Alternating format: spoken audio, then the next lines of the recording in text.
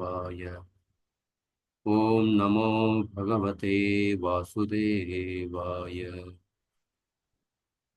नारायणं नमस्कृत्य नरं चैव नरोत्तमं देवीं सरस्वतीं व्यासं ततो जयमुदीरयेत्। नष्टप्रायेष्वभद्रेषु नित्यं भागवत सेवया भगवतीर्वुत्तमश्लोके भक्तिर्भवती नैष्टिकी। कृष्णाय वासुदेवाय देवकीनन्दनाय च नन्दगोपकुमाराय गोविन्दाय नमो नमः। ॐ अज्ञानतिमिरन्धस्य ज्ञानाञ्जनशलाकया चक्षुरोन्मिलितं येन तस्मै श्रीगुरवे नमः। नमो ॐ विष्णुपादाय कृष्णप्रेष्ठाय भूतले श्रीमते भक्तिवेदान्त स्वामिनिति नामिने। नमस्ते सारस्वती देवे गौरवाणी प्रचारिणे निर्विशेषा शून्यवादी पाश्चात्य देशतारिणे। जय श्री कृष्ण चैतन्य प्रभो नित्यानंद श्री अद्वैत गदाधर श्रीवासादि गौर भक्त वृंद। हरे कृष्णा कृष्ण कृष्ण हरे हरे हरे राम हरे राम राम राम हरे हरे। हरे कृष्ण। ரைட் சங்கர். போன வகுப்பு யாராவது சொல்ல விரும்புறீங்களா? பிரபு ஆஃப்டர் தேவி மாதாஜி அவங்க சொல்லிட்டு இருந்தாங்க. பட் அவங்க தவிர்க்க முடியாத சூழ்நிலை வர முடியாதுட்டாங்க. அவங்க ப்ரிப்பேர் பண்ணியிருந்தாங்க ப்ரோ. யாரு? பட் அவங்க இப்போ தேவி மாதாஜி ஓகே. உபயோகம் அவங்க பண்ணியிருந்தாங்க ப்ரோ. பட் அவங்க தவிர்க்க முடியாத சூழ்நிலை இன்னைக்கு அவங்க பண்ண முடியும்னு இப்போதான் சொன்னாங்க. சரி. நம்ம ஜஸ்ட் இதான் ஓவர்வியூவாக நான் சொல்றேன் ப்ரோ. ஆ இது வந்து ஃபர்ஸ்ட் அஸ்வமேத யாகம் வந்து பகவான் யுதிஷ்டிர வச்சிருந்தாங்க. அஸ்வமேத யாகம் அஸ்வமேத யாகத்தோட புகழ் வந்து அந்த யாகம் நடத்தினால அவரோட புகழ் வந்து எல்லா திசையும் போட்டப்பட்டது. அதுக்கு காரணமா பகவான் வந்துட்டாரு. அடுத்து கிருஷ்ணர் வந்து ஆஹ் கிளம்புறப்போ அவர் துவாரகை நோக்கி கிளம்பும் போது பாண்டவர்கள் வந்து சந்திக்கிறாரு. வியாச தேவர்களும் மற்ற முனிவர்களும் வந்து பகவானை வந்து பூஜிக்கிறாங்க. பூஜித்த பின்னாடி ஆஹ் பகவான் வந்து அவங்களோட பாண்டவர்களோட அன்பு பரிமாற்றம் செய்யாது.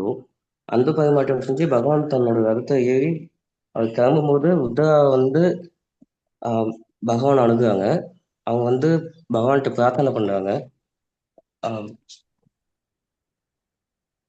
பகவான்கிட்ட அவங்க இந்த மாதிரி அவங்க ரத்தம் வந்து தன்னை தாக்க வரத அவங்க பிரார்த்தனை பண்றாங்க. அப்போ பகவான் வந்து அது புரிஞ்சுக்கிறாரு. ஆக்சுவலி என்ன மாதிரி பகவான் வந்து எப்படி பக்தர்களை காப்பாத்துறத பகவான் ரொம்ப பிரியமானவர். ஸோ அவர் வந்து அவர் புரிஞ்சுக்க முடியுது. துரோணாச்சாரியர் அவங்க புத்தரை வரதை பார்த்தோன்னே அவரை புரிஞ்சுக்க முடியுது. அப்போ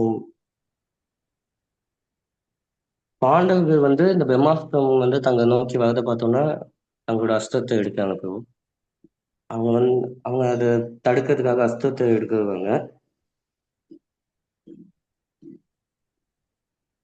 பகவான் வந்து இது இவங்க 2 பேரும் இந்த மாதிரி அந்த பிரம்மாஸ்திரத்துக்கு அகேன்ஸ்டா இவங்க பக்தர்கள் பூரண சரணாகதி அடைஞ்ச பக்தர்களான பாண்டவர்கள் வந்து அவங்க அவங்களுக்கு வர பேராபத்தை கண்டு பகவான் வந்து அவங்க காப்பாத்துறதுக்காக தன்னோட சுதர்சன சக்கரத்தை எடுக்கிறாரு.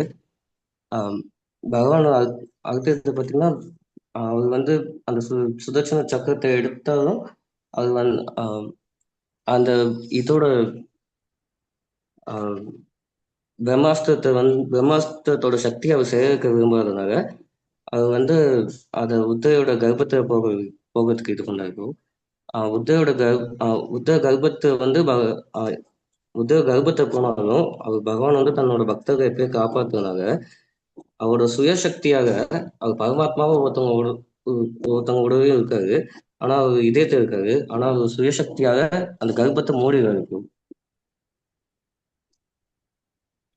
ஆனா அஸ்வத்தாமான விடப்பட்ட பிரம்மாஸ்திரம் வந்து ஈடு ஈடு இணைத்த பிரம்மாஸ்திரம்.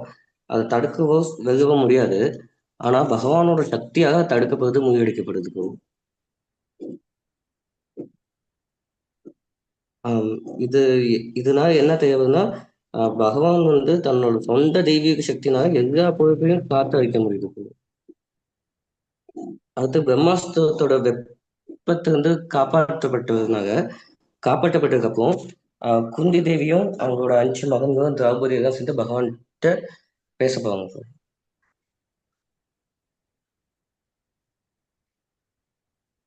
Thanks, bro. ஜனா பிரபு. நம்ம இன்னைக்கு குந்தி மகாராணியினுடைய பிரார்த்தனைகளை ஆரம்பிப்போம். பின்னாடி சொல்லுங்க. குந்த்யுவாச்ச குந்தி வாட்ட நமஸ்யே புருஷம் த்வாத்யம் நமஸ்யே புருஷம் தியாத்யம் ஈஸ்வரம் பிரகிருதே பரம் ஈஸ்வரம் பிரகிருதே பரம் அலக்ஷ்யம் சர்வபூதானாம் லக்ஷ்யம் சர்வபூதானாம் அந்தர்பகிரவஸ்திதம். அந்தர்பகிர் அவஸ்திதம். ஸ்ரீ குந்தி மகாராணி கூறினாள், கிருஷ்ணா, தாங்கள் ஆதிபுருஷரும் ஜட இயற்கை குணங்களால் பாதிக்கப்படாதவரும் ஆவீர். எனவே தங்களுக்கு எனது பணிவான வணக்கங்கள். அனைத்திற்கும் உரியையும் உரியையும் தாங்கள் இருப்பினும் யாருக்கும் புறப்படாதவாறே இருக்கிறீர்கள். இப்ப குந்தி மகாராணி இந்த பிரார்த்தனைகள் எப்படி ஆரம்பிக்கிறாங்கன்னா, அந்த சமயத்துல குந்தி மகாராணி கிருஷ்ணர் வெளியில நின்று கொண்டு இருக்கின்றார். கிருஷ்ணரை தரிசனம் செய்து கொண்டு இருக்கின்றார். அதே சமயத்துல கிருஷ்ணர் வந்து உத்தராவினுடைய கர்ப்பத்துக்குள்ள புகுந்து அந்த குழந்தையை பிரம்மாஸ்திரத்திலிருந்து காப்பாற்றினார். குந்தி மகாராணினால இதையும் புரிந்து கொள்ள முடிந்தது. இந்த வெளியில இருக்கிற கிருஷ்ணர் வந்து உத்தராவினுடைய கர்ப்பத்துக்குள்ள புகுந்து அந்த குழந்தையை காப்பாற்றியுள்ளார் அப்படிங்கிறத புரிந்து கொண்டார். அதனால இதை புரிந்து கொண்டதுக்கு அப்புறம் குந்தி மகாராணி இந்த பிரார்த்தனைகளை ஆரம்பிக்கின்றார். நமஸ்யே புருஷம் துவாத்யம். நான் வந்து புருஷம், மிக உயர்ந்த புருஷன் அப்படிங்கிறது வந்து ஜீவாத்மாவையும் குறிக்கின்றது, பரமாத்மாவையும் குறிக்கின்றது. இங்க வந்து ஆத்யம் புருஷம். நமஸ்யே புருஷம் துவாத்யம் ஈஸ்வரம் பிரகிருதே பரம். இந்த இடத்துல புருஷம் அப்படிங்கிற வார்த்தை வந்து பகவானை குறிக்கின்றது, பரமாத்மா. நான் அந்த பகவானுக்கு, அந்த பரம புருஷனான பகவானுக்கு நான் நமஸ்காரத்தை தெரிவிக்கின்றேன். ஆத்யம், இந்த பகவான் தான் எல்லோருக்கும் மூலமாக இருக்கின்றார். பிரகிருதே ஈஸ்வரம், இவர்தான் எல்லாவற்றையும் கட்டுப்பாட்டுக்குள்ள வைத்துக் கொண்டிருக்கின்றார். பிரகிருதே பரம், இவர் வந்து ஜட இயற்கையினுடைய கட்டுப்பாட்டிற்கு அப்பாற்பட்ட நிலையில் இருக்கின்றார். பிரகிருதே பரம், ஜட இயற்கைக்கு அப்பாற்பட்ட தெய்வீக நிலையில் இருக்கின்றார். அலக்ஷ்யம், புலன்களால இவரை அறிய முடியாது. புலன்களால பகவானை அறிய முடியாது. அப்படிப்பட்ட புருஷனுக்கு சர்வபூதானாம் அந்தர்பகிர் அவஸ்திதம். இந்த புருஷன், இந்த பகவான் வந்து எல்லா உயிரினங்களுடைய உள்ளேயும் வசித்துக் கொண்டிருக்கின்றார், வெளியிலையும் வசித்துக் கொண்டிருக்கின்றார். அந்த புருஷனுக்கு, அந்த பகவானுக்கு நான் என்னுடைய நமஸ்காரத்தை தெரிவித்துக் கொள்கின்றேன். சர்வபூதானாம் அந்தர்பகிர் அவஸ்திதம். குந்தி மகாராணிக்கு வந்து கிருஷ்ணர் அந்த உத்தராவினுடைய கர்ப்பத்துக்குள்ள புகுந்து பரீட்சித் மகாராஜரை காப்பாற்றினார். அதை புரிந்து கொண்டதுக்கு அப்புறம் குந்தி மகாராணி கிருஷ்ணருடைய பிரிவை தாங்க முடியாமல் கிருஷ்ணருடைய பிரிவை தாங்க முடியாமல் மிகுந்த அன்புடன் மிகுந்த மரியாதையுடன் தன்னுடைய பிரார்த்தனைகளை தொடங்குகின்றார். இப்ப குந்தி மகாராணி கிருஷ்ணரை புகழ்ந்து பேசுகின்றார். அப்ப கிருஷ்ணர் கேட்கிறார், நான் நீங்க என்னுடைய அத்தை, அப்படி இருக்கும்பொழுது நீங்க ஏன் என்னை வணங்குகின்றீர்கள் அப்படின்னு கிருஷ்ணர் கேட்கிறார்.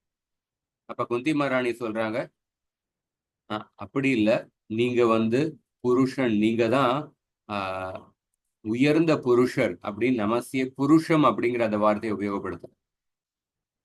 அப்ப கிருஷ்ணர் சொல்றார், நானும் ஒரு மனிதன் தான், நான் ஒரு சாதாரண மனிதன் தான், அதனால தான் அப்படி பார்க்கும்பொழுது நானும் ஒரு புருஷன் தான் அப்படின்னு கிருஷ்ணர் அந்த குந்தி மகாராஜனுடைய பேச்சை கொஞ்சம் எதேச்சையாக சொல்றார். நான் ஒரு மனிதன் தான் அப்படின்னு, அதுக்காக இவ்வளவு மரியாதை கொடுக்க வேண்டிய அவசியம் இல்லை அப்படின்னு சொல்ல. அப்ப குந்தி மகாராணி சொல்றாங்க, நீங்க வெறும் புருஷன் கிடையாது, ஆத்யம் புருஷம், நீங்க தான் எல்லோருக்கும் மூலமாக இருக்கின்றீர்கள். அப்ப கிருஷ்ணர் சொல்றார், எல்லோருக்கும் பல சரீரங்களை பெறுகின்றார்கள், அந்த சரீரங்களை துறந்து விடுகின்றார்கள். அப்படி பார்க்கும்போது எல்லா ஆத்மாக்களும் பார்த்தோம்னா எல்லா ஆத்மாக்களையும் ஆத்யம் அப்படின்னு சொல்லலாம். எல்லா ஆத்மாக்களும் சரீரங்களை பெறுகின்றார்கள், துறந்து விடுகின்றார்கள். ஆனா அந்த ஆத்மாக்களையும் ஆத்யம் அப்படின்னு சொல்லலாம். ஆத்மாவும் தொடக்கமற்ற காலத்திலிருந்து இருக்கின்றது அப்படின்னு கிருஷ்ணர் குந்தி மகாராணியுடைய பேச்சை கொஞ்சம் தாழ்த்தி பேசுறான். அப்ப குந்தி மகாராணி சொல்றாங்க, ஆனா நீங்கள் ஈஸ்வரன், நீங்க தான் எல்லாத்தையும் கட்டுப்பாட்டுக்குள்ள வைத்துக் கொண்டிருக்கின்றீர்கள். ஜீவாத்மா மற்ற இந்த உலகத்தை கட்டுப்பாட்டுக்குள்ள ஜீவாத்மா வைத்துக் கொண்டிருப்பதில்லை. அப்ப கிருஷ்ணர் சொல்றார், ஸ்வர்கலோகத்துல இந்திரன், சந்திரன் மற்றும் தேவர்கள் மற்றும் இந்த பூமியிலையும் பல அரசர்கள் அவர்களும் பல விஷயங்களை கட்டுப்பாட்டுக்குள் வைத்துக் கொண்டிருக்கின்றார்கள். அவர்களும் ஈஸ்வரர்கள் தான். அவர்களும் ஒரு நாட்டை கட்டுப்பாட்டுக்குள்ள வைத்துக் கொண்டிருக்கின்றார்கள். ஸ்வர்கலோகத்தை இந்திரன் கட்டுப்பாட்டுக்குள் வைத்துக் கொண்டிருக்கின்றான். அப்ப இவர்களையும் ஈஸ்வரன் சொல்லலாமே, என்னையே இவ்வளவு உயர்த்தி பேசுறீங்க அப்படின்னு கிருஷ்ணர் கேட்க. அப்ப குந்தி மகாராணி சொல்றாங்க, பிரகிருத்தே பரம், நீங்கள் இந்த ஜட இயற்கைக்கு அப்பாற்பட்ட நிலையில் இருக்கின்றீர்கள். ஆனா மற்ற ஈஸ்வரர்கள் ஜட இயற்கைக்கு பிரகிருதிக்கு அப்பாற்பட்ட நிலையில் அவர்கள் இருப்பதில்லை. அப்ப கிருஷ்ணர் கேட்கிறார், நான் தான் பரமாத்மாவா அப்படின்னு கேட்கிறார். அப்ப குந்தி மகாராணி சொல்றாங்க, அலட்சியம், அலட்சியம், உங்களை புலன்களால அறிய முடியாது, உங்களை புலன்களால் அறிய முடியாது. அப்ப கிருஷ்ணர் கேட்கிறார், அப்ப நான் அந்த உருவமற்ற பிரம்மமா அப்படின்னு கேட்கிறார். அதுக்கு குந்தி மகாராணி சொல்றாங்க, சர்வபூதானாம் அந்தர்பகிரவஸ்திதம், நீங்கள் எல்லா உயிரினங்களுக்கு உள்ளேயும் வசிக்கின்றீர்கள், வெளியிலையும் வசிக்கின்றீர்கள் அப்படின்னு இந்த பிரார்த்தனையுடன் குந்தி மகாராணி ஆரம்பிக்கிறாங்க. இதுல பார்த்தீங்கன்னா பிரபுபாதரும் எல்லா கருத்தையும் தன்னுடைய தாத்பரியத்தில் எழுதியிருக்கார். உபநிஷத்களை பகவானை பத்தி சொல்லப்பட்டிருக்கு. நித்யோ நித்யானாம் சேத்தனானாம் ஏகோ பகுனாம் யோ விததாதி காமான். ஒரு நித்தியமான பகவான் இந்த உலகத்தில் உள்ள எல்லா நித்தியமான ஜீவாத்மாக்களை அவர் பராமரித்து கொண்டிருக்கின்றார் அப்படின்னு சொல்லப்பட்ட ஈஸ்வர பரமேஸ்வர இந்த இதுக்கும் அர்த்தம் சொல்றார். பகவத்கீதையிலையும் பார்த்தோம்னா, அகமாதிர்ஹி தேவானாம் யோமாம் அஜம் அநாதிம்ச வெத்தி லோக மகேஸ்வரம் அசம்மூடசமர்த்தியேஷு சர்வ பாப்பைர் பிரமுச்சதே. பகவத்கீதை 10வது அத்தியாயத்திலேயே கிருஷ்ணர் சொல்றாரு, யார் ஒருத்தர் எனக்கு பிறப்பு கிடையாது, எனக்கு தொடக்கம் கிடையாது, அஜம் அநாதிம்ச வெத்தி லோக மகேஸ்வரம், நான் தான் இந்த எல்லா லோகங்களையும் கட்டுப்பாட்டுக்குள் வைத்துக் கொண்டிருக்கின்றேன் அப்படின்னு இதை யார் புரிந்து கொண்டிருக்கின்றார்களோ அவர்கள் எல்லா பாவங்களிலிருந்து விடுபடுகின்றார். இதுல சந்தேகமே கிடையாது. அவர்கள் மயக்கத்திலிருந்து விடுபட்டு எல்லா பாவங்களிலிருந்து விடுபடுகின்றார் அப்படின்னு சொல்லப்பட்டிருக்கு. பகவத்கீதையிலையும் பார்த்தோம்னா சர்வஸ்ய சாகம் ஹிருதி சந்நிவிஷ்டோ மத்த ஸ்மிருதிர் ஞானம் அபோகணம் ச 15வது அத்தியாயத்துல எல்லோருடைய ஹிருதயத்துக்குள்ள பகவான் வசித்து கொண்டிருக்கின்றார். அவர்தான் எல்லோருக்கும் ஞாபகம், மறதி மற்றும் ஞானத்தை கொடுக்கின்றார். குந்தி மகாராணி வந்து இந்த மாதிரி தன்னுடைய பிரார்த்தனை ஆரம்பிக்கின்றார். அடுத்த இப்ப குந்தி மகாராணி இன்னொரு கருத்து பிரபுபாதர் எழுதுறார். பகவான் வந்து அலட்சியம், புலன்களால் அவரை வந்து அறிய முடியாது. பகவான் தன்னுடைய காட்சியை, தன்னுடைய தரிசனத்தை யாருக்கு கொடுக்க விரும்புகின்றார்களோ அவர்களால தான் அறிய முடியும். நாகம் பிரகாஷ சர்வஸ்ய யோகமாயா சமாவிருத்தக மூடோயம் நாபிஜானாதி லோகோமாம் அஜமவ்யயம். பகவத்கீதை 7வது அத்தியாயத்துல கிருஷ்ணன் சொல்றார், என்னை வந்து சாதாரண மூடர்கள் வந்து என்னை புரிந்து கொள்ள முடியாது, என்னை பார்க்க முடியாது. என்னுடைய யோகமாயா அப்படிங்கிற திரை மூலமாக என்னுடைய தரிசனம் அவர்களுக்கு மூடப்பட்டுள்ளது அப்படின்னு சொல்றாங்க. இந்த கருத்தை வந்து அடுத்த ஸ்லோகத்திலையும் குந்தி மகாராணி சொல்றாங்க. பின்னாடி சொல்லுங்க. மாயா ஜவனிகா சன்னம் மாயா ஜவனிகா சன்னம் அக்ஞாதோக்ஷஜம் அவ்யயம் அக்ஞாதோக்ஷம் அவ்யயம் நலக்ஷ்யசே மூடதிருஷா நயக்ஷசே மூடதுஷா நட்டோ நாட்யதரோ யதா மூடோ நாத்யத்தோ யதா. நீங்கள் குறையுடைய புலன் உணர்வின் எல்லைக்கு அப்பாற்பட்டவராகவே, நீங்கள் மாயா சக்தியின் திரையால் மூடப்பட்டுள்ள குறையற்றவராகவே என்றும் இருக்கிறீர்கள். நடிகரைப் போல் உடையணிந்திருப்பவரை அடையாளம் காண முடியாததைப் போலவே முட்டாள்களின் கண்களுக்கு நீங்கள் புறப்படாதவராகவே இருக்கிறீர்கள்.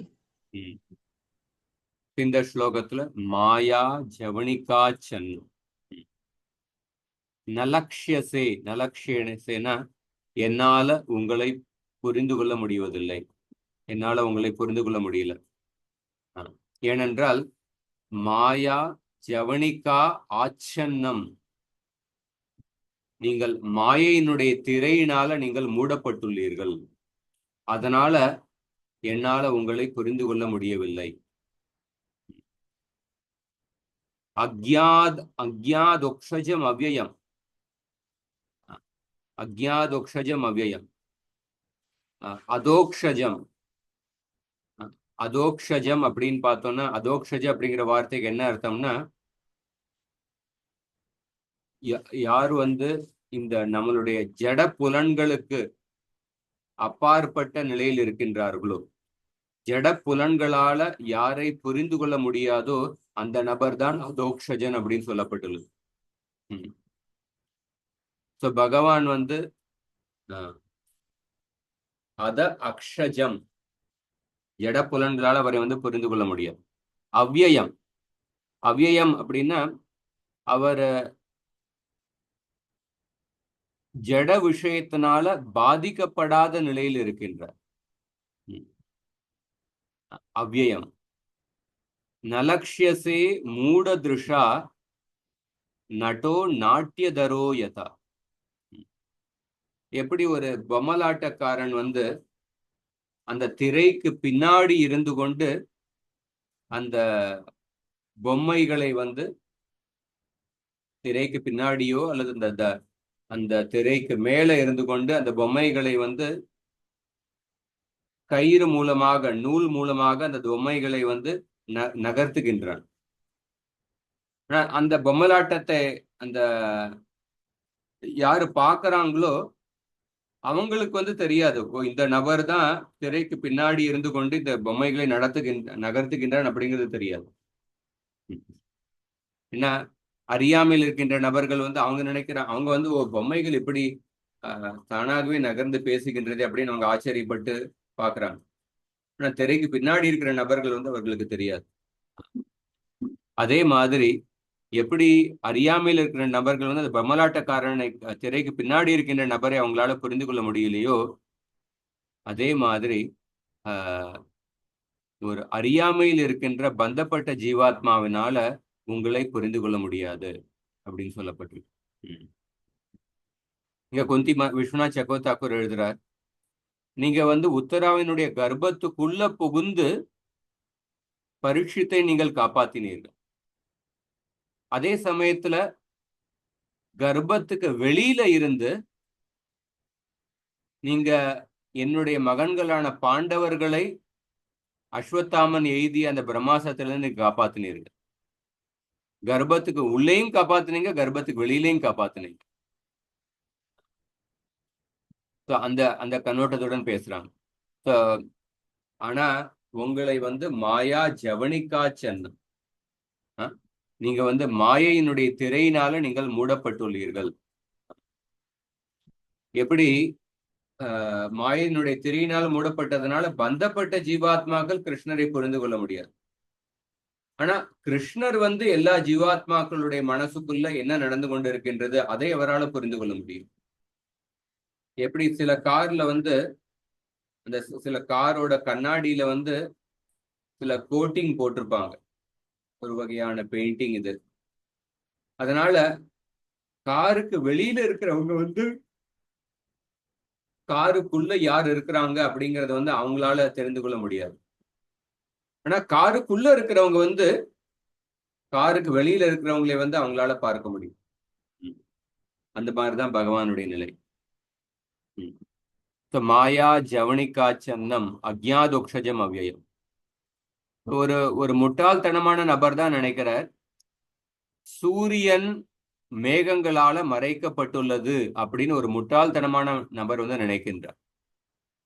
ஆனா உண்மை என்ன, அந்த நபரனுடைய பார்வை அந்த மேகங்களால மறைக்கப்பட்டுள்ளது. சூரியனை வந்து மேகங்கள் வந்து மறைக்கவே முடியாது. ஆனா நம்மளுடைய பார்வை அந்த மேகங்களால மறைக்கப்பட்டுள்ளது.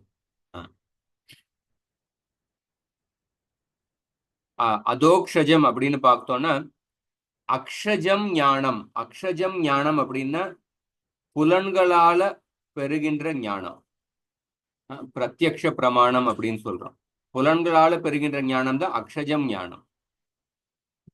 அதோக்ஷஜம் அப்படின்னா புலன்களால பெறுகின்ற ஞானம் வந்து உங்களுக்கு கீழே இருக்கின்றது. அதனாலதான் உங்களுடைய பெயர் அதோக்ஷஜம்.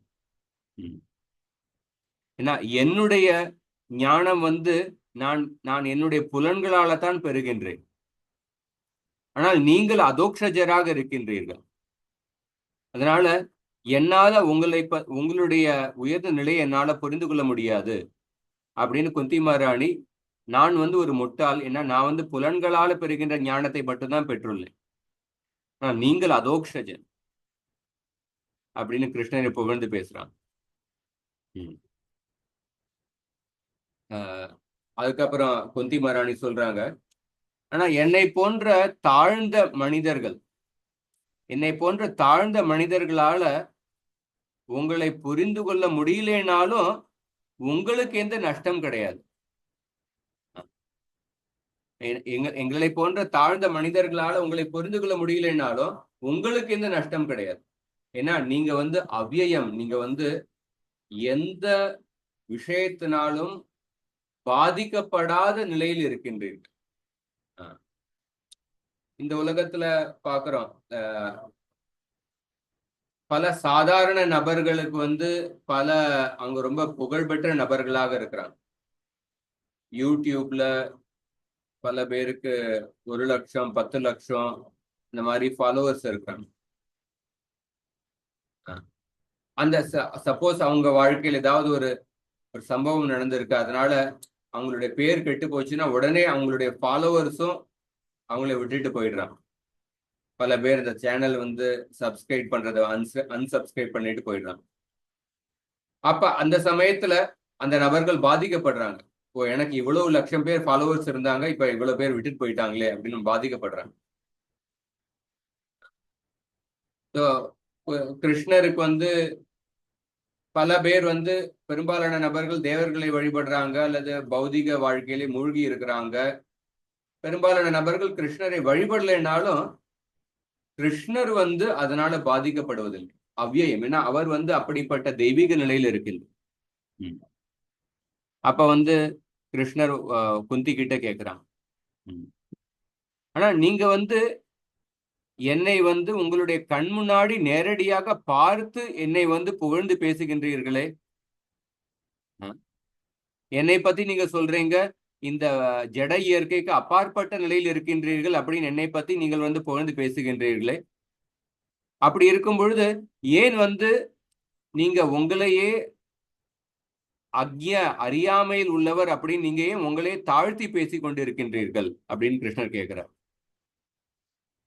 அப்ப வந்து குந்தி மகாராணி சொல்றாங்க, எப்படி ஒரு நடனமாடும் நபர், அந்த நடனமாடும் நபர் வந்து அவர் வந்து அற்புதமாக நடனம் ஆடுகின்றார், ராகத்துடன் நடனம் ஆடுகின்றார், அல்லது ஒரு பாடகர் வந்து குறிப்பாக கர்நாடிக் மியூசிக் அந்த மாதிரி பாரம்பரிய இசை நடனத்துல தேர்ச்சி பட்டவர்கள் வந்து அவங்க வந்து அந்த பாரம்பரிய இசை கல்விக்கு ஏற்றபடி நடனம் ஆடுகின்றனர், பாடுகின்றனர். ஆனா அந்த பாரம்பரிய இசையில தேர்ச்சி பெறாத ஒரு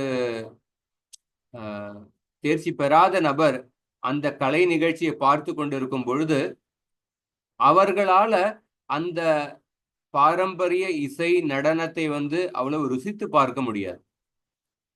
அவர் ஒருவேளை அந்த அந்த இந்த நடனம் இசையை வந்து பார்த்து கொண்டிருந்தாலும் அவரால் அது புரிந்து கொள்ள முடியாது. அந்த இசை நடனத்தில் உள்ள நுணுக்கங்களை வந்து புரிந்து கொள்ள முடியாது.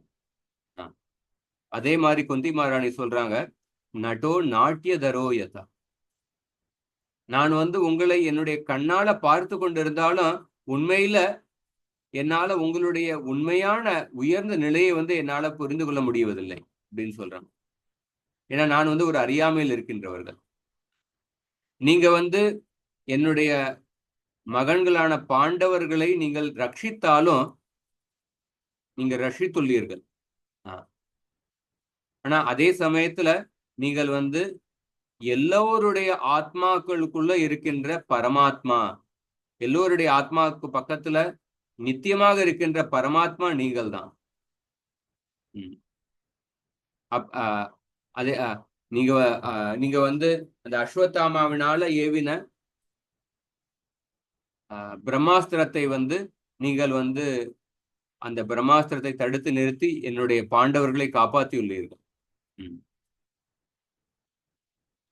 இந்த குந்தி மகாராணி வந்து கிருஷ்ணருடைய செயல்கள் உள்ள சில முரண்பாடான கருத்துக்களை சொல்றாங்க.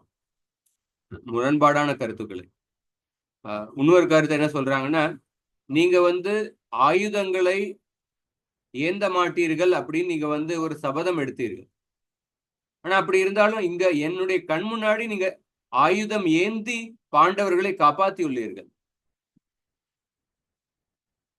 நீங்க வந்து எப்பொழுதும் சாதுக்களை ரட்சிப்பீர்கள் அப்படின்னு நீங்க வந்து வாக்குறுதி கொடுத்துள்ளீர்கள், பரித்ராணாய சாதுனா. ஆனா அதே சமயத்துல பீஷ்மர் உயர்ந்த சாதுவான உயர்ந்த மகாஜனரான பக்தர், அந்த பீஷ்மர் வந்து இந்த யுத்தகலத்துல அவர் வந்து வீழ்த்தப்பட்டார். இதுவும் உங்களுடைய நடத்தையில் உள்ள ஒரு முரண்பாடு அப்படின்னு சொல்ற. அதுக்கப்புறம் குந்தி மகாராணி சொல்றாங்க, நீங்க வந்து திரௌபதியும் சுபத்ராவும் உங்களுக்கு மிக மிக பிரியமானவர்கள்.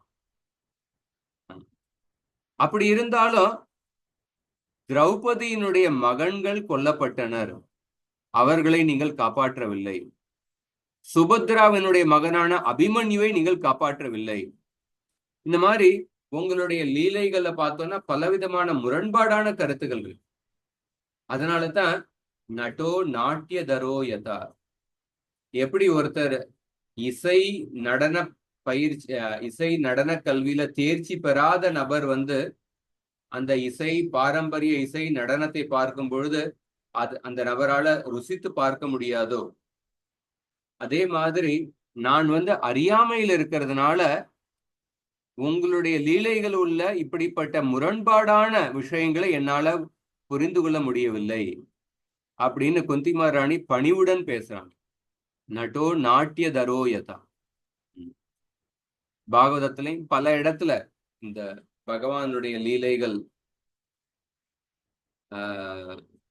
எப்படி பகவான் ஒரு நடிகர் மாதிரி தன்னுடைய லீலைகளை செய்கின்றார் அப்படின்னு பல இடத்துல இதே உவமை சொல்லப்பட்டுள்ளது.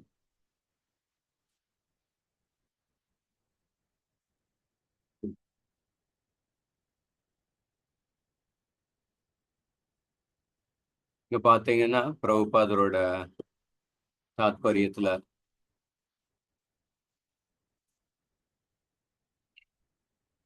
அசுரர்களால பகவானுடைய நிலையை புரிந்து கொள்ள முடியாது. அசுரர்கள் பகவானிட்டல் கிருஷ்ணர் கிட்ட வெறுப்புடன் இருக்கிறதுனால அவங்களால புரிந்து கொள்ள முடியாது அப்படிங்கிற கருத்தை எழுதுறார்.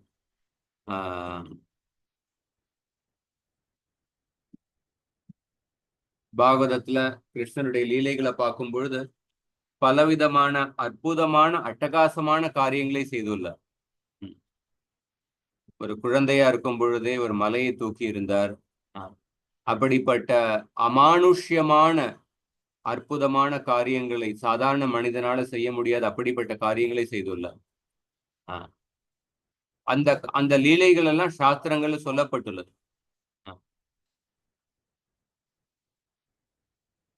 பகவத்கீதையில அர்ஜுனர் கிருஷ்ணரை புகழ்ந்து பேசும் பொழுது பரம் பிரம்ம பரம் தாம பவித்ரம் பரமம் பவான் புருஷம் சாஸ்வதம் திவ்யம் ஆதிதேவம் அஜம் விபும் ஆகுஸ்துவா ரிஷய சர்வே தேவ ரிஷிர் நாரதஸ்ததா அசிதோ தேவலோ வியாச ஸ்வயம் செய்வ பிரவீஷிவி.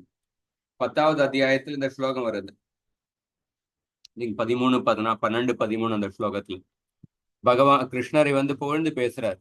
நீங்கள் தான் மிக உயர்ந்த இருப்பிடம், பரம் பிரம்ம, நீங்கள் தான் பரபிரம்மன், புருஷம் சாஸ்வதம், நீங்கள் தான் நித்தியமான புருஷர், தெய்வீகமான நிலையில் இருக்கின்றீர்கள், நீங்க மிக தூய்மையான நிலையில் இருக்கின்றீர்கள் அப்படின்னு அர்ஜுனர் தன்னுடைய புரிதலை பேசுறார். அதே சமயத்துல அடுத்த ஸ்லோகத்துல மற்ற முனிவர்களை மேற்கோள் காட்டி சொல்றார். நீங்கள் தான் பூரண புருஷோத்தம பகவான் அப்படிங்கிறது என்னுடைய அபிப்பிராயம் மட்டும் கிடையாது. அசிதர், தேவலர், வியாசர் போன்ற உயர்ந்த முனிவர்களும் மத்வர், சங்கரர், ராமானுஜர், சைத்தன்ய மகாபிரபு அவர்களும் கிருஷ்ணரை பகவான் அப்படின்னு ஏற்றுக்கொண்டுள்ளார்கள். ஆனா அப்படி இருந்தாலும் பல அசுர சபாவத்தை உடையவர்கள் பகவானை ஏற்றுக்கொள்வதில்லை. அவங்களுடைய பிடிவாதத்தினால அவங்க கிருஷ்ணரை ஏற்றுக்கொள்வதில்லை. இந்த காலகட்டத்தில் உள்ள விஞ்ஞானிகளும் பார்த்தோம்னா அவங்க புலன்களையே சார்ந்து இருக்கிறதுனால புலன்களுக்கு அப்பாற்பட்ட ஞானத்தை அவங்க ஏற்றுக்கொள்வதில்லை.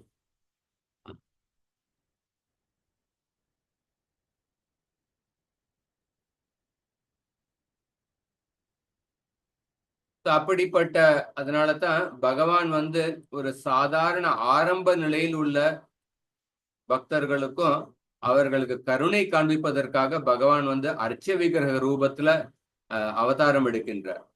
அந்த அர்ச்ச விக்கிரகம் மூலமாக ஒரு ஆரம்ப நிலையில் உள்ள பக்தர்கள், அந்த ஆரம்ப நிலையில் உள்ள பக்தர்கள் பகவானை தரிசனம் செய்து நமஸ்காரம் செய்து பகவானுக்கு சேவை செய்யறதுக்காக கிருஷ்ணர் அர்ச்சாவதாரத்துல அவதாரம் பண்றார். ஆனா இதுல பார்க்கும் பொழுது உத்தம அதிகாரி பக்தர்கள் அவங்க எல்லா சூழ்நிலையிலும் கிருஷ்ணரை பார்த்து கொண்டிருக்கின்றார்கள். ஆனா ஆரம்ப நிலையில் உள்ள கனிஷ்ட அதிகாரி பக்தர்களுக்கு அந்த உயர்ந்த நிலையில இல்லைங்கிறதுனால அவர்களுக்கு கிருஷ்ணருக்கு சேவை செய்யறதுக்கான ஒரு வாய்ப்பு இந்த அர்ச்ச விக்கிரகம் மூலமாக கிருஷ்ணருக்கு சேவை செய்யறதுக்கான வாய்ப்பு கிடைக்கின்றது.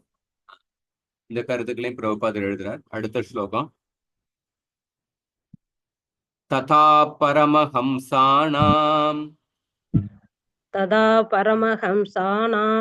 முனீனாம் அமலாத்மனாம் யோக விதானார்த்தம் பக்தி யோக விதானார்த்தம் கதம் பஷ்யேமஹி ஸ்திரியஹ. கதம் பஷ்யேமஹி ஸ்திரியக. மொழிபெயர்ப்பு.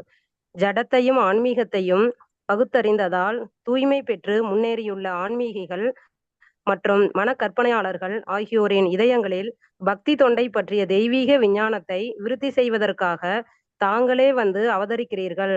அப்படி இருக்கும் பொழுது பெண்களான எங்களால் எப்படி உங்களை பூரணமாக அறிய முடியும்? ஹரே கிருஷ்ணா பிரபு. இந்த ஸ்லோகத்துல குந்தி மகாராணி சொல்றாங்க, ததா பரமஹம்சானாம் முனீனாம் அமலாத்மனா. பரமஹம்ச அப்படிங்கிற இந்த வார்த்தை வந்து சந்நியாச நிலையில உள்ள கடைசி நிலையை குறிக்கின்றது. சந்நியாசிகளிலே 4 பிரிவுகள் இருக்கு.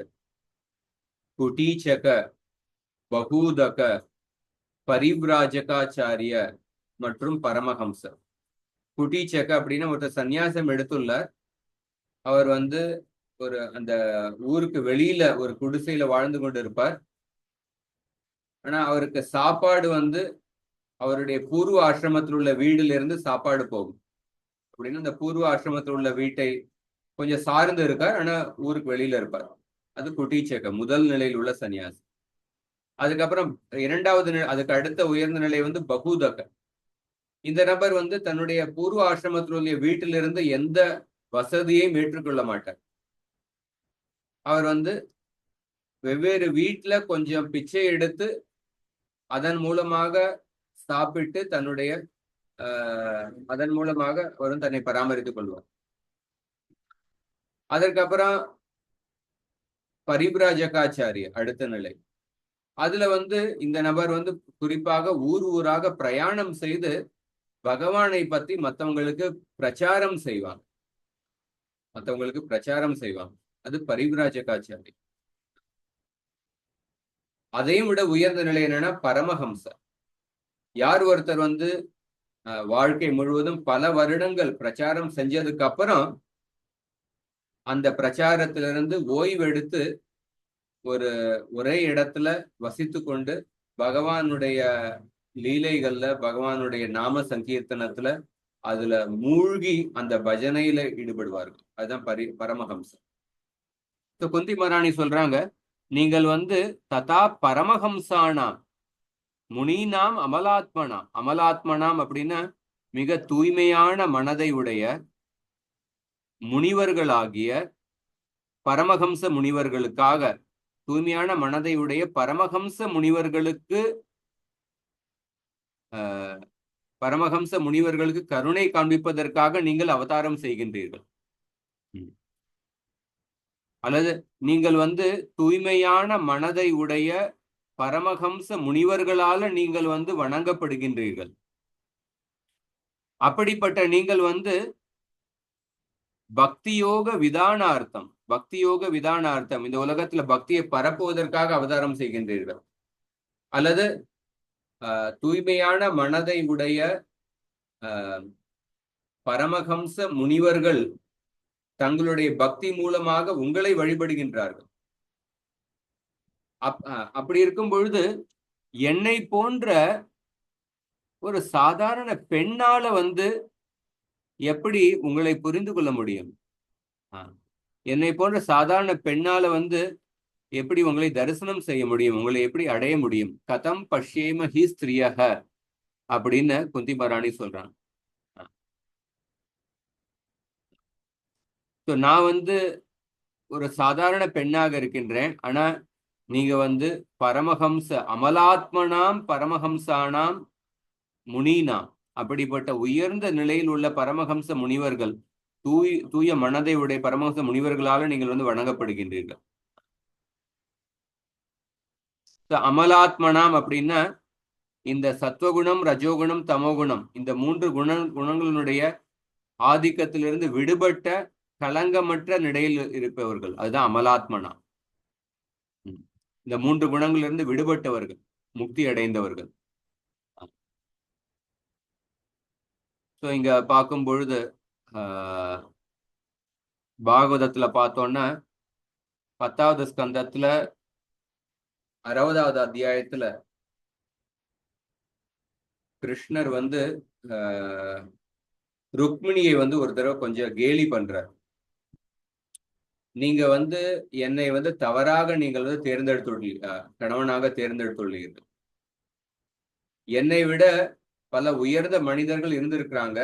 அவங்களை விட்டு என்னை நீங்க கணவராக தவறாக தேர்ந்தெடுத்துள்ளீர்கள் அப்படின்னு ருக்மிணியினுடைய கோபமான மனோபாவத்தை பார்ப்பதற்காக கிருஷ்ணர் வந்து அப்படி ருக்மிணி கிட்ட பேசுறார்.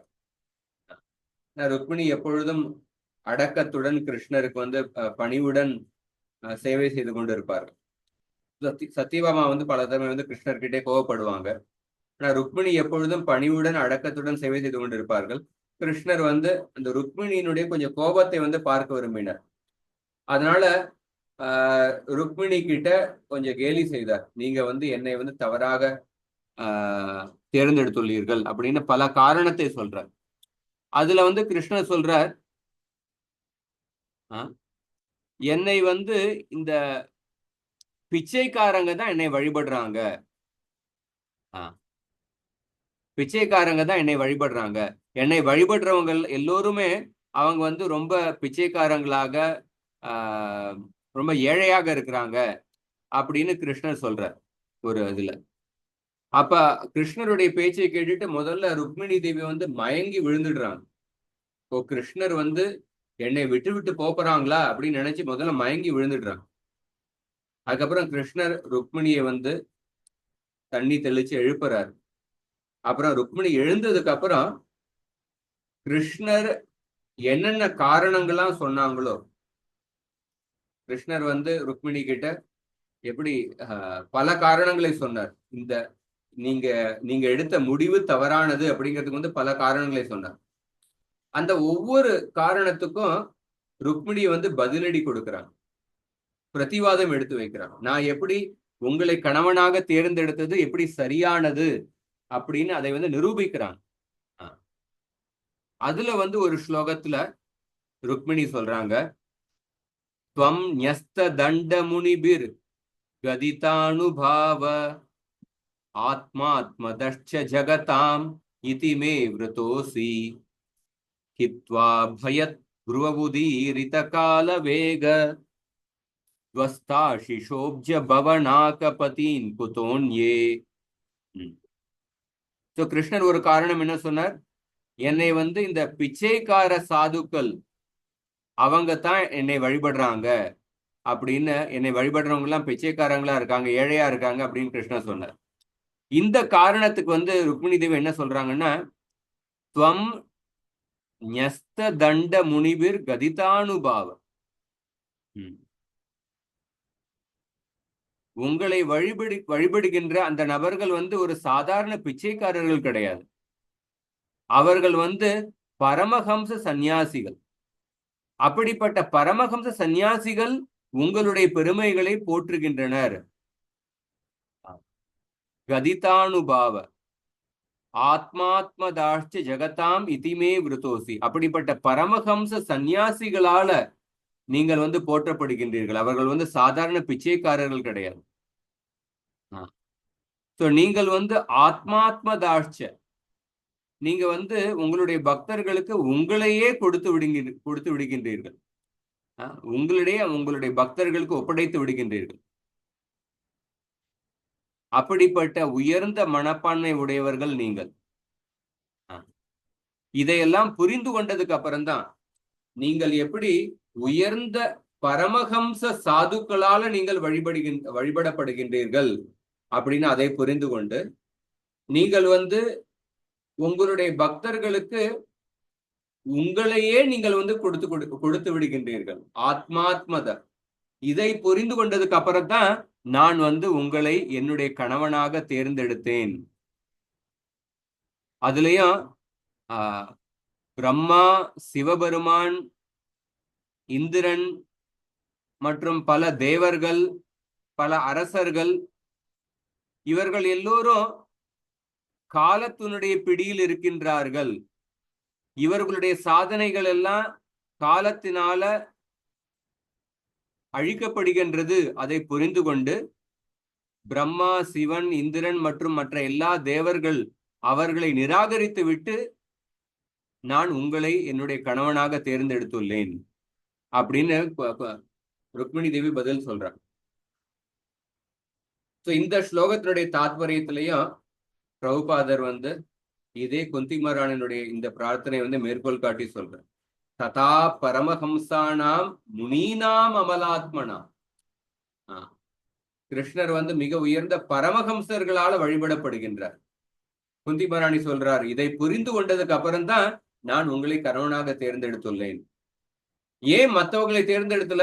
ஏன்னா மற்ற எல்லா நபர்கள், கிருஷ்ணர் சொன்னார், நிறைய ராஜாக்கள் இருந்தாங்க, அவங்க என்னை விட உயர்ந்த அந்தஸ்துல இருக்கிறவங்க, அவங்களே தேர்ந்தெடுத்திருக்கலாமே அப்படின்னு, என்னையே நீங்க தப்பா தேர்ந்தெடுத்திருக்கீங்க அப்படின்னு கிருஷ்ணர் சொன்னார். அப்ப கிருஷ்ணர் சொன்னார் ருக்மிணி கிட்ட, நீங்க ஒரு தொலைநோக்கு சிந்தனை இல்லாமல் என்னை சில சமயம் இளம் பெண்கள் தொலைநோக்கு சிந்தனை இல்லாமல் இந்த இளம் வயதுல உள்ள காதல்னால அவங்க ஒரு குறிப்பிட்ட ஒரு இளைஞன் மேல ஒரு அன்பு ஏற்பட்டு சில சமயம் இந்து பெண்கள் முஸ்லிம்களை திருமணம் செய்து கொண்டு விடுகின்றார்கள். வருங்காலத்தை பத்தி அதிகமா சிந்திக்க முடியாம இந்த மதத்துல என்ன நடக்கிறது அப்படிங்கிறதெல்லாம் புரிந்து கொள்ளாமல் அந்த ஒரு இளைஞன் ரொம்ப இனிமையாக பேசுறான், அதனால ஆசைப்பட்டு அந்த நபரை புரிந்து கொள்றாங்க, தொலைநோக்கு சிந்தனை இல்லாமல். அந்த மாதிரி கிருஷ்ணர் ருக்மிணியும் கேள்வி பண்ணார், நீங்க தொலைநோக்கு சிந்தனை இல்லாமல் என்னை தேர்ந்தெடுத்துள்ளீர்கள் அப்படின்னு கிருஷ்ணர் சொன்னார். ஆனா ருக்மிணி அதுக்கு பதிலா சொல்றாங்க, நான் இந்த பிரம்மாண்டத்துல உள்ள எல்லா தேவர்களையும் பத்தி நான் சிந்தித்து பார்த்தேன். இந்த வெறும் பூமியில உள்ள அரசர்கள் மட்டுமல்ல, இந்த பிரம்மாண்டத்துல உள்ள இந்திரன், சந்திரன், பிரம்மா, சிவன் மற்றும் எல்லா தேவர்களை பற்றி நான் சிந்தித்து பார்த்தேன். அந்த எல்லா தேவர்களுமே கூட காலத்தினுடைய பிடியில் இருக்கின்றார்கள். அவர்களுடைய ஆயுட்காலம், அவர்களுடைய சாதனைகள் காலத்தினால அழிக்கப்படுகின்றது. இதை புரிந்து கொண்டதுக்கு அப்புறம்தான் நான் உங்களை தேர்ந்தெடுத்தேன். நீங்க அந்த காலத்துக்கு அப்பாற்பட்ட நிலையில் இருக்கின்றீர்கள். அதை புரிந்து கொண்டதுதான், அதுக்கப்புறம் தான் உங்களை தேர்ந்தெடுத்துள்ளேன். அதனால என்னை தொலைநோக்கு சிந்தனை இல்லாத நபர் அப்படின்னு நீங்க திட்டாதீங்க. நான் வெறும் இந்த ஊர்ல இருக்கிற அரசர்கள் மட்டுமல்ல, இந்த பிரபஞ்சத்துல உள்ள எல்லா தேவர்கள், பிரம்மா வரைக்கும் உள்ள அந்த தேவர்களை பத்தியும் யோசிச்சதுக்கு அப்புறம்தான் உங்களை நான் கணவனாக தேர்ந்தெடுத்துள்ளேன் அப்படின்னு ருக்மிணி தேவி தகுந்த பதிலடி கொடுக்கிறாங்க. அந்த ஸ்லோகத்திலையும் பிரபுபாதர் இந்த ததா பரமஹம்சானாம் இந்த ஸ்லோகத்தை மேற்கோள் காட்டி சொல்றான். இன்னொரு இதில் பார்த்தோம்னா, பாகவதத்துல 2வது ஸ்கந்தத்துல 4வது அத்தியாயத்திலையும் சுகதேவ கோஸ்வாமி தன்னுடைய பிரார்த்தனைகளை சொல்லும் பொழுது, பாகவதம் பேசுறதுக்கு முன்னாடி அதுல ஒரு ஸ்லோகத்துல சொல்றான், பூயோ நமசத் விருஜினச்சிதே சதாம் அசம்பவாயா கிலசத்வ மூர்த்தையே பும்சாம் புனப்பாரமஹம்ஸ்ய ஆசிரமே வியவஸ்திதானாம் அனுமிருக்ய தாசுஷே. பும்சாம் புனப்பாரமஹம்ஸ்ய ஆசிரமே 2.4.13. இந்த ஸ்லோகத்துல சுகதேவ கோஸ்வாமி அவர் என்ன சொல்றார், பகவான் கிருஷ்ணர் தான் அந்த பரமஹம்ச நிலையில் உள்ள சந்நியாசிகளுக்கு அடைக்கலம் கொடுக்கின்ற பகவான். அந்த பகவானுக்கு நான் நமஸ்காரம் தெரிவிக்கின்றேன் அப்படின்னு சொல்றார். அந்த மாதிரி இந்த ஸ்லோகத்துல குந்தி மகாராணி பகவானுடைய உயர்ந்த நிலையை சொல்றாங்க. பரமஹம்சரால உள்ள தூய்மை உடைய அப்படிப்பட்ட முனிவர்களால வணங்கப்படுபவர் கிருஷ்ணன். அதே சமயத்துல தன்னுடைய பணிவான நிலையில் சொல்றாங்க, கதம் பஷ்யேம ஹீ ஸ்திரியஹ, என்னை போன்ற சாதாரண பெண்களால எப்படி புரிந்து கொள்ள முடியும், உங்களை அடைய முடியும் அப்படின்னு பணிவுடனும் சொல்றாங்க. இங்க குந்தி மகாராணி சொல்றாங்க, நான் அந்த பரமஹம்சர் மாதிரி உயர்ந்த தத்துவவாதிகள் கிடையாது. நாங்க வீட்டு வேலை, குழந்தைகள், இதோட நாங்க மும்முரமாக வாழ்க்கை கழித்து கொண்டு இருக்கோம். எங்களால அதிகம் சாஸ்திரம் படிக்க முடியாது. பரமஹம்சர்கள்லாம் உபநிஷத்துகள், வேதாந்த சூத்திரங்கள் அப்படின்னு பல சாஸ்திரங்கள் படிப்பாங்க. உயர்ந்த ஆம், அஹ், இந்த மாதிரி தவம் செய்வாங்க. ஆனா நான் வந்து ஒரு சாதாரண பெண், அதனால என்னால எப்படி புரிந்து கொள்ள முடியும் அப்படின்னு குந்தி பராணி சொல்றான். இதுல பிரபுபாதர் ஒரு கருத்து சொல்றார். ஒரு விதத்துல பார்த்தோம்னா பெண்கள் வந்து உயர்ந்த தத்துவவாதிகள் மாதிரி உயர்ந்த தத்துவத்தை வந்து அதை புரிந்து கொள்வதற்கு அவங்க கஷ்டப்பட்டாலும் நிறைய தத்துவம் பிலாசபி அதை பற்றி பேசிட்டு இருந்தோம்னா அவங்களுக்கு வந்து அவங்க புரியறதுக்கு கஷ்டமா இருந்தாலும், ஆனா பெண்களுடைய ஒரு உயர்ந்த குணம் என்னன்னா அவங்க பகவான் மேல உடனடியாக அவங்களுக்கு வந்து நம்பிக்கை வந்துடுது. இவர்தான் பகவான், ஒரு ஆன்மீக வழிகாட்டி பகவான் கிருஷ்ணர், அவர்கள் மேல உடனடியாக ஒரு நம்பிக்கை வந்து அவங்க வந்து ஆர்வத்துடன் சேவை செய்யறதுக்கு உடனடியாக அந்த சேவையில் ஈடுபடுவார். அவங்க எந்தவித கூச்சப்படாமல் தயக்கப்படாமல் பகவானுக்கு நமஸ்காரம் செய்வாங்க, சேவை செய்வாங்க, சாதுக்களுக்கு நமஸ்காரம் செய்வாங்க. அப்படி பார்க்கும் பொழுது ஒவ்வொருத்தருக்கும் பார்த்தோம்னா இந்த உலகத்துல ஒரு பலவீனம் இருக்கு, ஒரு பலமும் இருக்கு. ஒரு ஆணுக்கு சில பலவீனம் இருக்கு, அதே சமயத்துல ஆணுக்கு சில பலம் இருக்கு. பெண்களுக்கு சில பலவீனம் இருக்கு, சில பலமும் இருக்கு. அந்த மாதிரி பிரபுபாதர் சொல்றார், பெண்கள் வந்து தயக்கப்படாமல் உடனடியாக வந்து பகவானை வந்து ஏற்றுக்கொள்கின்றார்கள். பகவானும் வந்து அவர் வந்து யார் உயர்ந்த தத்துவவாதிக்கு மட்டும்தான் தன்னுடைய கருணை காண்பிப்பார் அப்படின்னு இல்லை. பகவான் வந்து ஒருத்தர் ஸ்ரத்தையுடன் யாராவது ஒருத்தர் அவரை அணுகினார்னா அந்த நபருக்கும் கிருஷ்ணர் வந்து தன்னுடைய கருணையை வந்து உடனே கொடுத்து விடுகின்றார். அதனால தான் பல ஆன்மீக நிகழ்ச்சிகள்ல வந்து பெண்கள் அதிக எண்ணிக்கையில வராங்க. ஆண்கள் கூட ஆண்களுடைய எண்ணிக்கை வந்து ரொம்ப கம்மியா இருக்கும். அவங்க பெண்களுடைய எண்ணிக்கை அதிகமா இருக்கு பல இதுல. ஒரு இடத்துல 1996 பிரபுபாத் சென்டினியல், பிரபுபாதருடைய 100 வருஷம் இது. அப்ப வந்து பாம்பேல பல பெரிய பண்டால் ப்ரோக்ராம் நடத்துறாங்க. ஒரு பண்டால் ப்ரோக்ராம்ல ராதநாத் சுவாமி மகாராஜர் லெக்சர் கொடுக்கறதுக்காக போனார். அங்க போனார், பார்த்தார் அந்த பண்டால்ல பல நூற்றுக்கணக்கான பெண்கள் இருந்தனர். ஒரு ஆணே அங்க வரவே இல்லை. அப்ப பார்த்துட்டு அவர் வந்து ஆச்சரியப்பட்டார், ஏன் ஒரு ஆண் கூட வரவே இல்லை, இவ்வளவு நூற்றுக்கணக்கான பெண்கள் மட்டும்தான் இருக்கிறாங்க அப்படின்னு கேட்டோம். அப்ப அவங்க சொன்னாங்க, இன்னைக்கு வந்து ஒரு பெரிய இந்தியா பாகிஸ்தான் கிரிக்கெட் மேட்ச் நடந்துட்டு இருக்கு, ஒரு பெரிய கிரிக்கெட் மேட்ச் நடந்துட்டு இருக்கு. அதனால எல்லா ஆண்களும் அந்த கிரிக்கெட் மேட்சை பார்க்கறதுல வந்து ரொம்ப பிஸியா இருக்கிறாங்க, அதனால யாருமே வரல அப்படின்னு சொன்னாங்க. ஸோ அந்த மாதிரி பிரபுபாத் இந்த இதில் எழுதுறாரு, இந்த மாதிரி பெண்கள் வந்து பல ஆன்மீக இதுல வந்து அவங்க ரொம்ப ஆண்களை விட தயக்கப்படாமல் உடனடியாக அவங்களுக்கு நம்பிக்கை வைத்து சேவை செய்யறதுக்கு ரொம்ப ஆர்வத்துடன் இருக்கிறாங்க அப்படின்னு சொல்றாரு. அதனால இந்த இப்படிப்பட்ட எளிமையான ஒரு பெண்களினுடைய ஒரு எளிமையான சுலபமாக பகவான் மேல நம்பிக்கை வருகின்ற இந்த மனப்பான்மை வந்து இது வந்து மிக உயர்ந்தது. அதை வந்து புகழ்ந்து பேசுறார்.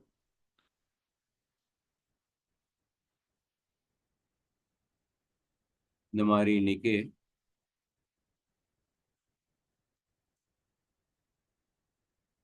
இன்னும் ஒரு ஸ்லோகம் பார்ப்போம்.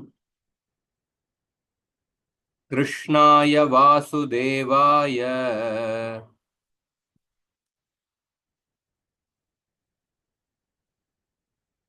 कृष्णाय वासुदेवाय தேவகீநந்தனாய ச देवकीनन्दनाय च நந்தகோபகுமாராய नन्दगोपकुमाराय கோவிந்தாய நமோ நமः. கோவிந்தாய நமோ நமः. எனவே வசுதேவரின் புதல்வரும் தேவகியின் இன்பமும் நந்தருக்கும் பிருந்தாவனத்தின் மற்ற இடையர்களுக்கும் செல்வனும் மேலும் பசுக்களுக்கும் புலன்களுக்கும் உற்சாகம் அளிப்பவருமான பகவான் ஸ்ரீ கிருஷ்ணருக்கு எனது மரியாதையான வணக்கங்களை நான் சமர்ப்பிக்கின்றேன். ஹரே கிருஷ்ணன். போன ஸ்லோகத்திலேயும் ஒரு கருத்து, பகவத்கீதையில 9வது அத்தியாயத்துல ஒரு ஸ்லோகம் வருது. மாம்ஹி பார்த்த வியபாஸ்ரித்ய ஏபி ஸ்யூ பாபயோனயः ஸ்திரியோ வைஷ்யா ததா சூத்ரா தேபி யாந்தி பராம் கதிம். கீதையில கிருஷ்ணர் சொல்றார், ஒருத்தர் என்னுடைய திருவடியில அடைக்கலம் புகுந்தாருன்னா, ஒரு பெண்களா இருக்கட்டும், சூத்ரர்களாக இருக்கட்டும், அல்லது வைஷ்யர்களாக இருக்கட்டும், அல்லது பல பாவங்களை செய்த நபர்களாக இருக்கலாம், ஆனா என்னுடைய திருவடிகளை ஒருத்தர் அடைக்கலம் புகுந்தாருன்னா தேபி யாந்தி பராம் கதிம், அவர்கள் எல்லோரும் உயர்ந்த கதியை அடைவார்கள், ஆன்மீக உலகத்தை அடைவார்கள் அப்படின்னு கிருஷ்ணர் சொல்றார். அதனால கிருஷ்ண பக்திக்கு இந்த பிறவியில பிறந்தோன்னா கிருஷ்ண பக்தியில முன்னேற முடியாது, இந்த ஜாதியில பிறந்தோன்னா கிருஷ்ண பக்தியில முன்னேற முடியாது அப்படிங்கிற எந்தவித ஒரு கட்டுப்பாடே கிடையாது, எந்தவித ஒரு நிபந்தனை கிடையாது. கிருஷ்ண பக்தியில ஒருத்தருடைய ஒரு ஆரம்ப நிலையை சார்ந்து கிருஷ்ண பக்தியில முன்னேறுவதற்கு கிருஷ்ண பக்தியில நம்ம அடைகின்ற முன்னேற்றம் ஒரு நபரினுடைய ஆரம்ப நிலையை சார்ந்து இருப்பதில்லை. ஆரம்ப நிலைன்னா அவர் பிறந்த ஜாதியை சார்ந்தோ, அவர் ஆணாக பிறந்திருக்காரா, பெண்ணாக பிறந்திருக்காரா, எவ்வளவு பாவம் செஞ்சிருக்காரு, அந்த ஆரம்ப நிலையை சார்ந்து கிருஷ்ணர் பக்தியினுடைய முன்னேற்றம் இருப்பதில்லை. அதைத்தான் பகவத்கீதையிலையும் சொல்றார். இந்த ஸ்லோகத்துல கிருஷ்ணாய வாசுதேவாய தேவகி நந்தனாயச்ச, இந்த ஸ்லோகத்துல கிருஷ்ணர் குந்தி மகாராணி கிருஷ்ணருக்கு திரும்ப திரும்ப நமஸ்காரம் செய்கின்றார், கிருஷ்ணருடைய பல பெயர்களை கூப்பிட்டு. முதல்ல கிருஷ்ணாய அப்படின்னு சொல்றாங்க. ஏன் அப்படி சொல்றாங்க? ஏன்னா பகவானுடைய அவதாரங்களில் இந்த கிருஷ்ணாவதாரம் தான் உயர்ந்தது அப்படிங்கிறதுக்காக கிருஷ்ணாய அப்படிங்கிற வார்த்தையை உபயோகப்படுத்துறாங்க. அதுக்கப்புறம் கிருஷ்ணாய வாசுதேவாய, இதுல கிருஷ்ணரிடத்தில் பிரேமம், அன்பை உடைய பல பக்தர்கள் இருக்கின்றார்கள். அப்படிப்பட்ட கிருஷ்ணரிடத்தில் அன்பை உடைய பல பக்தர்கள் எல்லோருமே மிக உயர்ந்த பாக்கியசாலிகள். அந்த பக்தர்களில் என்னுடைய சகோதரர் வசுதேவர் மிக உயர்ந்த பாக்கியசாலியான நபர். ஏன்னா அந்த வசுதேவரை நீங்கள் உங்களுடைய தந்தையாக தேர்ந்தெடுத்துள்ளீர்கள். அதனால் அந்த வசுதேவர் மிக உயர்ந்த பாக்கியம் செய்த நபர் அப்படின்னு நினைத்து கொண்டு கிருஷ்ணரை வாசுதேவாய, வசுதேவரனுடைய புதல்வனான உங்களுக்கு நமஸ்காரம் செய்கின்றேன் அப்படின்னு சொல்றார். அதற்கப்புறம் சொல்றாங்க, ஆனா அந்த வசுதேவரை விட உயர்ந்த அன்பு யார்கிட்ட இருந்ததுன்னா தேவகி கிட்ட இருந்தது. தேவகியினுடைய அன்பு வசுதேவருடைய அன்பை விட உயர்ந்தது. அந்த தேவகிக்கு நீங்க உயர்ந்த பாக்கியத்தை கொடுத்துள்ளீர்கள். ஏன்னா அந்த தேவகியினுடைய கர்ப்பத்திலிருந்து நீங்கள் பிறந்துள்ளீர்கள், தேவகியினுடைய கர்ப்பத்துக்குள்ள நீங்கள் வசித்தீர்கள்.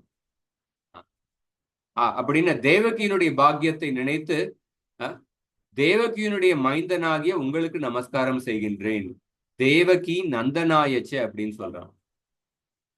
அதுக்கப்புறம் சொல்றாங்க, இந்த வசுதேவர் மற்றும் தேவகி இவர்களை விட அதிக பிரேமத்தை உடையவர் யாருன்னா நந்த மகாராஜர். அந்த நந்த மகாராஜர் வசுதேவர் தேவகியை விட மிக உயர்ந்த பாக்கியசாலி. ஏன்னா ஏன் அவர் உயர்ந்த பாக்கியசாலி? ஏன்னா நந்த மகாராஜருக்கு நீங்க உங்களுடைய குழந்தை பருவத்தில் செய்த லீலைகளை பார்ப்பதற்கான வாய்ப்பு கிடைத்தது. அந்த வாய்ப்பு வசுதேவர் தேவகி கூட கிடைக்கவில்லை. அப்படின்னு நந்த மகாராஜருடைய பாக்கியத்தை நினைத்து கொண்டு நந்த கோப குமாராய, நந்தகோபருடைய புதல்வனாகிய உங்களுக்கு நமஸ்காரம் செய்கின்றேன் அப்படின்னு இந்த இந்த வார்த்தையை உபயோகப்படுத்துறாங்க. அதுக்கப்புறம் அடுத்த கருத்து, அந்த நந்த மகாராஜரை விட உயர்ந்த பிரேமத்தை உடையவர்கள் யசோதா. அந்த யசோதாவினுடைய அன்பு நந்த மகாராஜரை விட உயர்ந்த அன்பு. அது வந்து குறிப்பாக 31வது ஸ்லோகத்துல. அது ஒன்றும் குந்தி மகாராணி கொஞ்சம் டீட்டெயில்டா சொல்றாங்க 31வது ஸ்லோகத்துல. கோப்யாததே துவை கிருத்த அப்படிங்கிற அந்த ஸ்லோகத்துல. அப்ப அங்க பார்ப்போம்.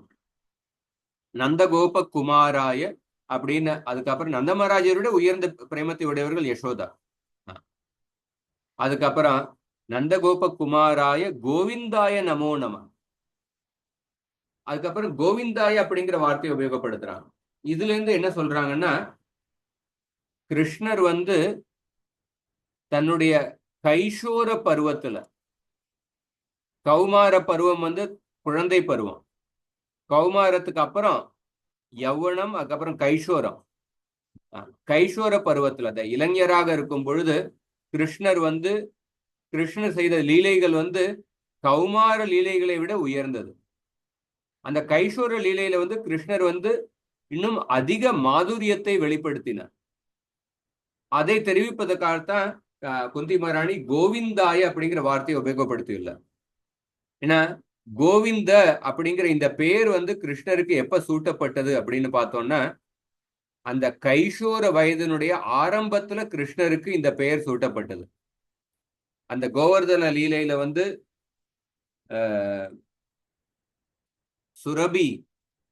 சுரபி அப்படிங்கிற பசு வந்து கிருஷ்ணருக்கு வந்து தன்னுடைய பாலால் அபிஷேகம் செய்கின்றது.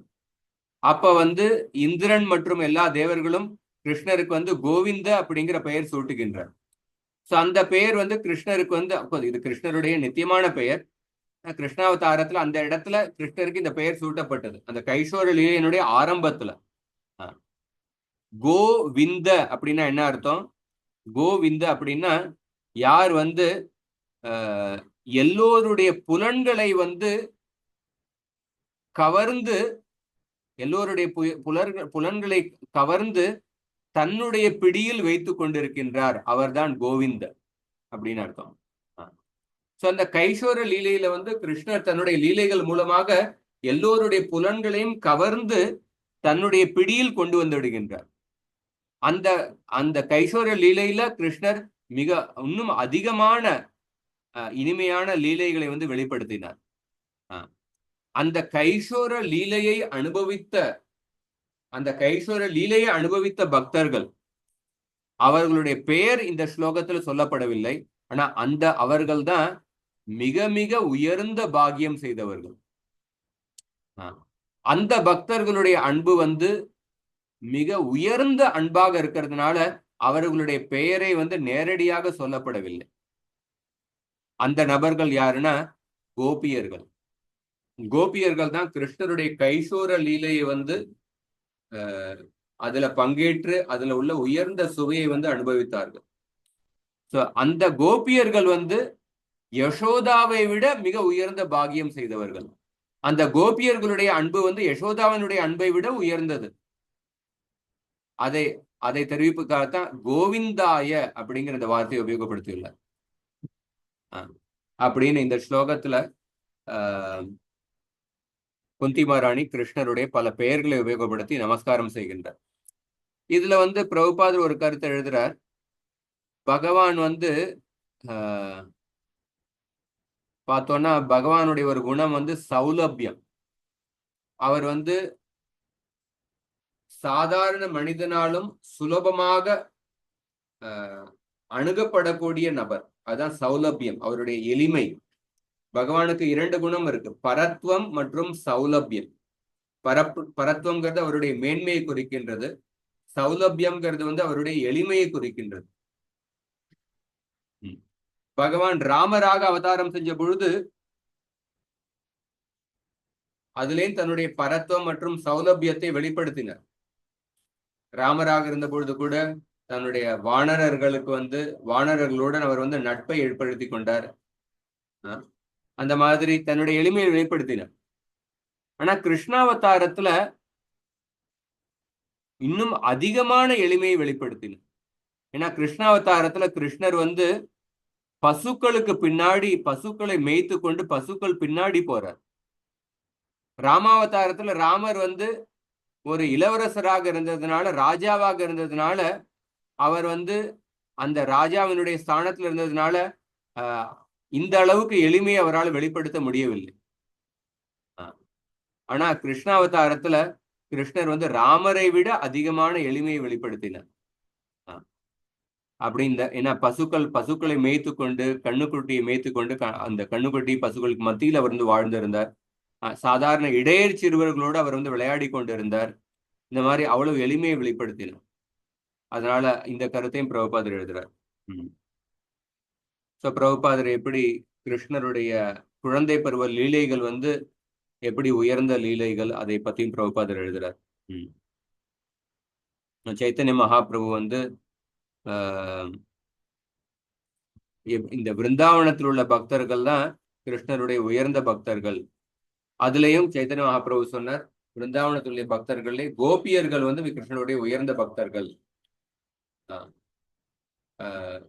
ஆராத்திய பகவான் விரஜேஷ தனய தத்தாம பிருந்தாவனம் ரம்யா காச்சித் விரஜவது வர்கேண யா கல்பிதா ஸ்ரீமத் பாகவதம் புராணமமலம் பிரேமகுமார்த்து மகான்.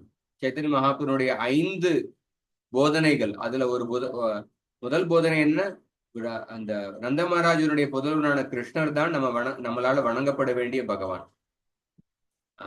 கிருஷ்ணர் மட்டுமல்ல, கிருஷ்ணருடைய விருந்தாவன தாமமும் நம்மளால வணங்கப்பட வேண்டியது. இது 2வது. 3வது, கிருஷ்ணரை வணங்குபவர்களில் மிக சிறந்த பக்தர்கள் யாருன்னா கோபியர்கள். அந்த கோபியர்களுடைய அடிச்சுவடுகளை பின்பற்றி நம்ம கிருஷ்ணரை வணங்க வேண்டும். இது 3வது போதனை. இந்த எல்லா விஷயத்துக்கும் பிரமாணம் என்ன? ஸ்ரீமத் பாகவதம் 4வது விஷயம். அந்த ஸ்ரீமத் பாகவதத்துல நம்மளுடைய வாழ்க்கையினுடைய கடைசி குறிக்கோள் என்ன? கிருஷ்ணருடைய அன்பை அடைவது, பிரேம குமார்த்தோ மகான். இந்த மாதிரி இந்த கருத்தையும் பிரபுபாதர் வந்து எழுதுறார். ஹரே கிருஷ்ணன். இதோட முடித்துக் கொள்வோம். அதுக்கு ஒரு கேள்வியில இருந்து நீங்க சொல்லுங்க.